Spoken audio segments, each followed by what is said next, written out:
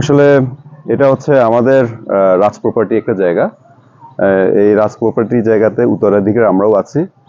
তো এই রাজ প্রপার্টি জায়গাতে আপনার বিভিন্ন ধরনের বেদখলভাবে অনেকের কাছে আছে। তো আমরা এটাকে আসলে সংস্কার করার জন্য, রাজ প্রপার্টি জায়গাগুলো সংস্কার করার জন্য আমার ভাই উদ্যোগ নিয়েছিল।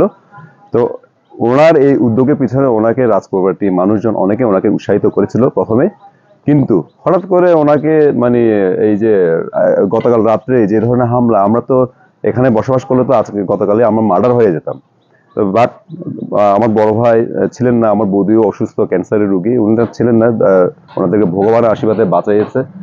যে ধরনের আমরা ভিডিও ফুটেজে দেখেছি যে 40-50 জন মানুষ, বহিরাগত মানুষ ওই যে এসে তারা যে ধরনের হামলা করে গেছে, এই বান্দরবানের ইতিহাসে এই ধরনের আমার জীবনে দেখি নাই।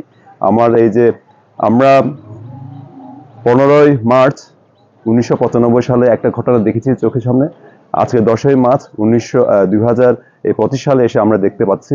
এটা কি আবারও ওই অপশক্তিতে চলে আসছে কি আমরা জানি না। আমরা এর বিচার চাই, এর বিচারের উপযুক্ত শাস্তি হোক সেটা চাই। যে কোনো কিছু হয়তো আইনের একটা বিষয় আছে, আইনের মাধ্যমে তো যে কোনো কিছু করলে ভালো, কিন্তু হঠাৎ করে এভাবে বহিরাগত মানুষগুলো হামলা, এটা হচ্ছে আইনের ঊর্ধ্বে চলে গেছে। এটা যারা যে বা যারা করেছেন তাদের আমরা উপযুক্ত শাস্তি চাই। এটা তো এক প্রকার নিশ্চিত, এই ঘটনা ঘটে যাচ্ছে আমাদের চাচাতো ভাই তারা।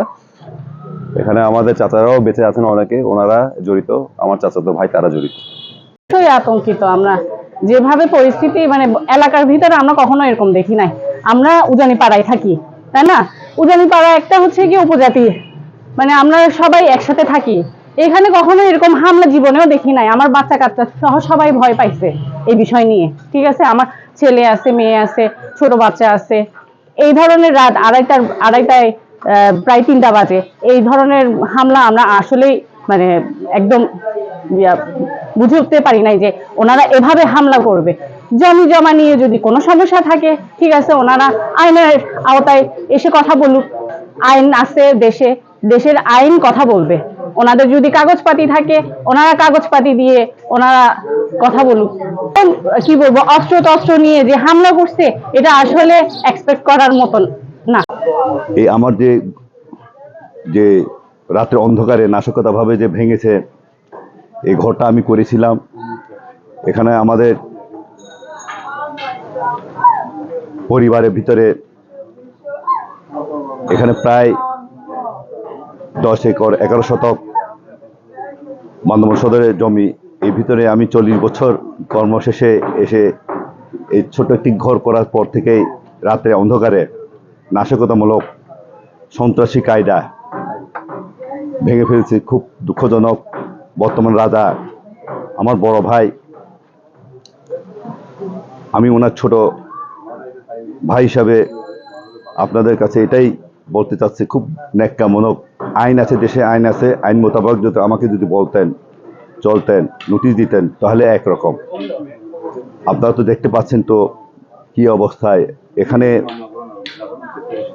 2টার পর থেকে যেভাবে ভাঙচুর করেছে এলাকাবাসী, আমাদের এখানে মহল্লা এলাকা, আমাদের উপজাতি অধ্যুষিত এলাকায় এরা খুব আতঙ্ক ছিল। এটা আমি খুব নিন্দা জানাই। ইনশাল্লাহ আমি আইনে আশ্রয় নেব। এখন জীবন হুমকি, পরিবার নিরাপত্তাও একটু চিন্তার বিষয় পড়ে গেছে। আমি তো ভাবতে পারি না যে এভাবে একটা রাতে অন্ধকারে করে দিয়ে চলে যাবে। এগুলো সম্পূর্ণ আমি মনে করি আমার চাচাতো ভাই তারাই এসব কাজ করেছে। আমি ন্যায্য মানে বিচার চাচ্ছি।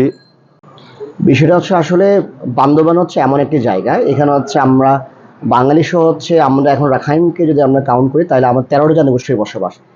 বাংলাদেশে যেখানে যে যতই ঝামেলা হোক না কেন, বান্দরবানে এখনো পর্যন্ত আমরা এই ধরনের কোনো ঝামেলা এখনো পর্যন্ত দেখতে পাইনি।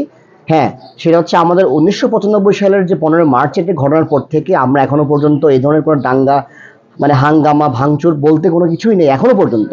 কিন্তু গতকালকে রাত্রে আমরা যে ঘটনা দেখলাম, যা পরবর্তীতে ফেসবুকে খুব ভাইরাল হচ্ছে, সেটা হচ্ছে আসলে খুব ভয়ঙ্কর একটা জিনিস। কিন্তু কি ঘটেছে না ঘটেছে এটা তদন্তের উপরে ডিপেন্ড করে আমরা পরবর্তী জানতে পারবো। কিন্তু বিষয়টা হচ্ছে আমরা খুব আতঙ্কিত হয়েছি যে আসলে এই ভাঙচুরের ব্যাপারটা নিয়ে আসলে পুরো পাড়া মহল্লার বাসে, শুধুমাত্র বান্দরবান না, এটা হচ্ছে পুরো বান্দরবান পার্বত্য জেলার বিভিন্ন উপজেলায় কিন্তু মানুষ হচ্ছে আতঙ্কিত। জিনিসটা আসলে মানে ঘটনা ঘটেছে কি, আমরা সাধারণ মানুষ হিসেবে আমরা এটাই বলবো যে এই ধরনের ঘটনা কেন ঘটছে বা কেন বা ঘটবে, এটাকে হচ্ছে খুব প্রশাসনিকভাবে আমরা খুব জোরদার দাবি জানাচ্ছি যে এই ধরনের ঘটনাগুলো না ঘটুক।